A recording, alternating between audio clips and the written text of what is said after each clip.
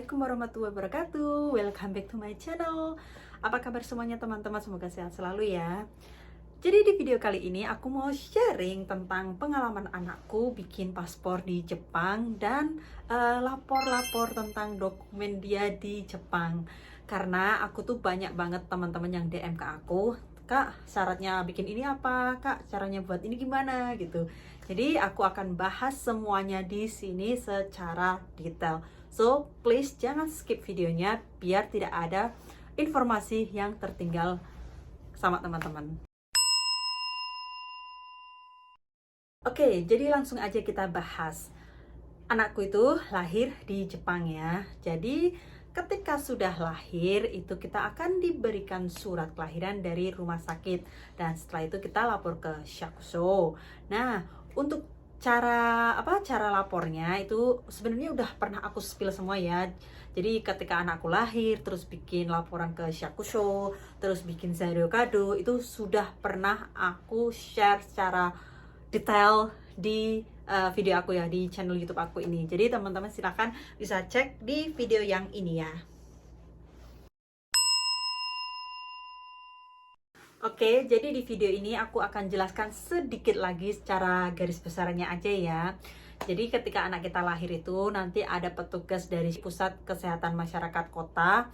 Nah itu kalau di tempatku disebut Sukoyaka Senta. Nah nanti orang tersebut tuh ngasih dokumen kayak ke kita kan, suruh ngisi ada formulir, suruh diisi nama anak, terus tanggal lahir anak, terus apalagi ya, nama orang tua kalau nggak salah. Nah semua diisi, nanti diserahkan ke Shakusho, nanti dilaporkan ke Shakusho. Itu nggak boleh lebih dari 14 hari. Kalau lebih dari 14 hari maka anak kita akan disebut ilegal di Jepang, gitulah intinya ya.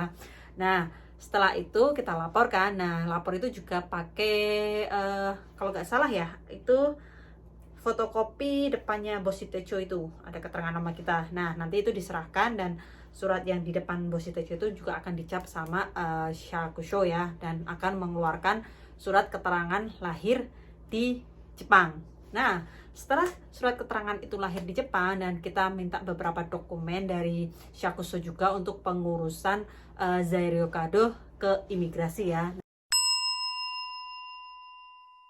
Jadi setelah surat keterangannya itu lahir, kita juga minta beberapa dokumen tambahan yang nanti akan digunakan untuk ke imigrasi ya, yaitu pertama Jumenggiwana, terus Kisai Sumiso sama Chiko Sumiso ya. Nah itu tiga itu, terus dari imigrasi juga menanyakan fotokopi Boshitecho ya, fotokopi depannya Boshitecho yang ada keterangan nama kita, terus paspor ayah ibu sama Zairyo Kado ayah dan ibu. Nah setelah itu kan kita lapor ke imigrasi. Nah waktu pengalamanku itu ya, Zairyo Kado anakku itu langsung jadi prosesnya itu cepat banget, pokoknya bisa dilihat di vlogku yang ini. Itu cuma setengah jam kalau nggak salah. Dan oke, jadi untuk pengurusan dokumen dengan pemerintah Jepang udah selesai nih ya, karena anak kita kan udah dapat Zairyo Kadonya. Nah, sekarang kita urus paspornya di KBRI yang ada di Jepang.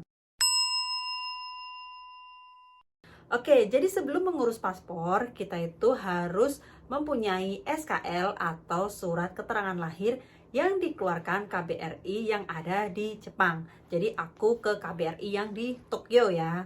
Oke, jadi syarat untuk membuat SKL atau surat keterangan lahir, aku catat di sini ya. Jadi yang pertama, syarat untuk membuat SKL atau surat kelahiran anak di KBRI itu yang pertama kita harus mengisi formulir laporan kelahiran anak. Dari mana kita mendapatkan formulir itu? Nanti aku share linknya di description ya, teman-teman bisa download di sana. Yang kedua itu adalah fotokopi halaman depan paspor ayah ibu. Yang ketiga itu surat nikah atau akte nikah atau buku nikah resmi ya, itu fotokopi juga. Yang keempat, fotokopi surat kelahiran dari rumah sakit yang aku sebutkan tadi kan, yang dari Shakusho itu difotokopi sama Chiko Kise Sumeso sama Suse Juri Sumeso.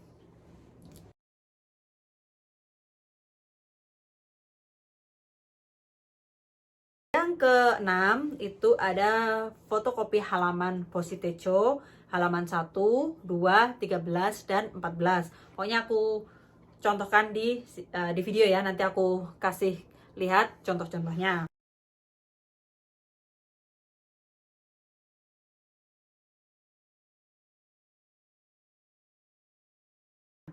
Terus yang ketujuh itu fotokopi resident card ayah ibu. Yang kedelapan kita harus beli letter pack untuk mengirimkan SKL dari KBRI. Jadi semua dokumen itu nanti kita masukkan ke letter pack juga, sama letter pack untuk pengembalian atau untuk mengirim balik itu SKL-nya anak, dan ditulis di situ alamat lengkap sama nomor teleponnya.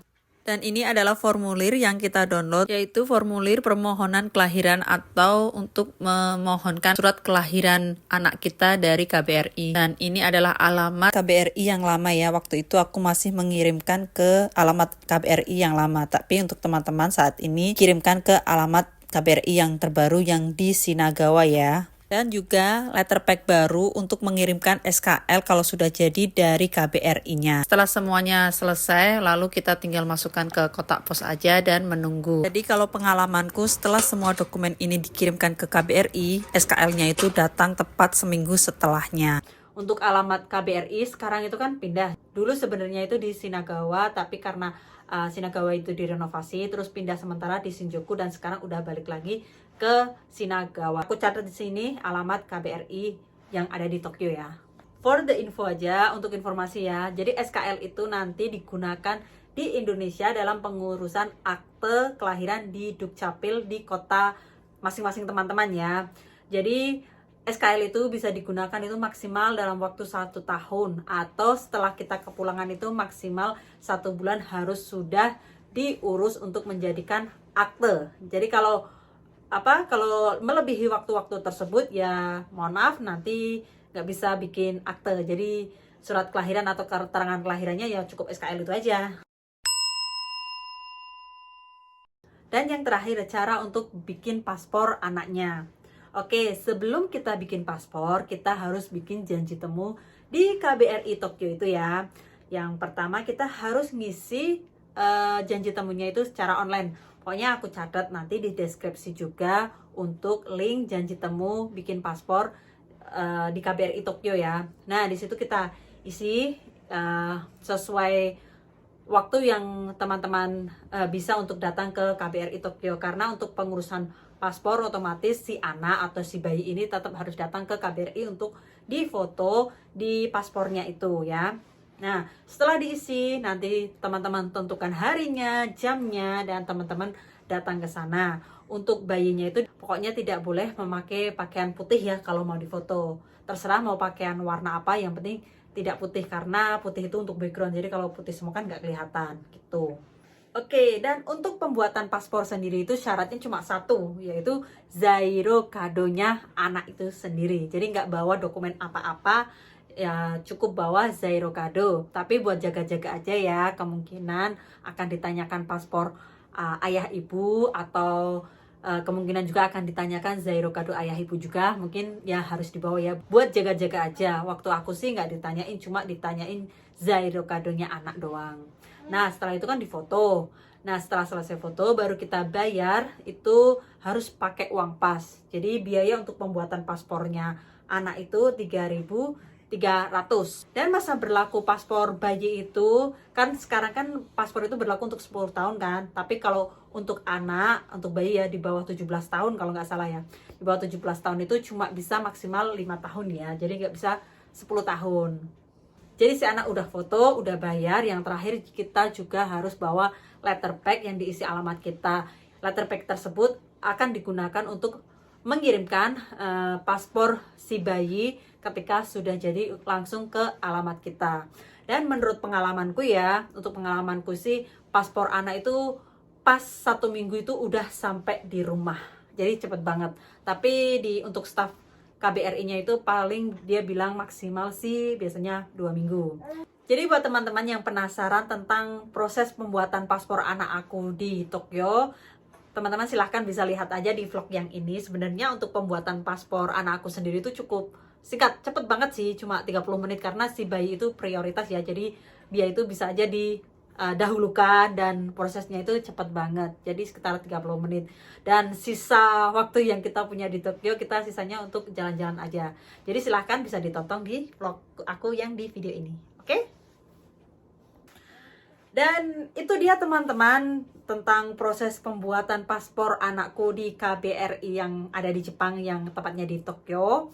Jadi semua prosesnya itu alhamdulillah itu mudah, nggak berbelit-belit. Pokoknya nggak usah bingung ya, semua guidingnya atau semua keterangannya itu udah sangat jelas. Dan pihak KBRI kalau ada apa-apa teman-teman silahkan bisa tanya langsung, atau kalau mungkin ada sesuatu yang sangat private ingin ditanyakan bisa di-emailkan ke KBRI-nya langsung. Nah, kalau misalnya teman-teman juga masih ada pertanyaan-pertanyaan dari video aku di sini, silahkan teman-teman bisa tulis di kolom komentar. Seperti biasa, insya Allah pasti aku balas. Dan itu dia yang bisa aku share di video kali ini. Buat teman-teman yang belum subscribe, please subscribe channel aku biar aku lebih semangat untuk berbagi info seputar Jepang, seputar kehidupan kami di Jepang. Dan jangan lupa untuk like dan komen di videonya, dan bisa di-share juga kalau mungkin buat teman-teman yang lain juga bermanfaat.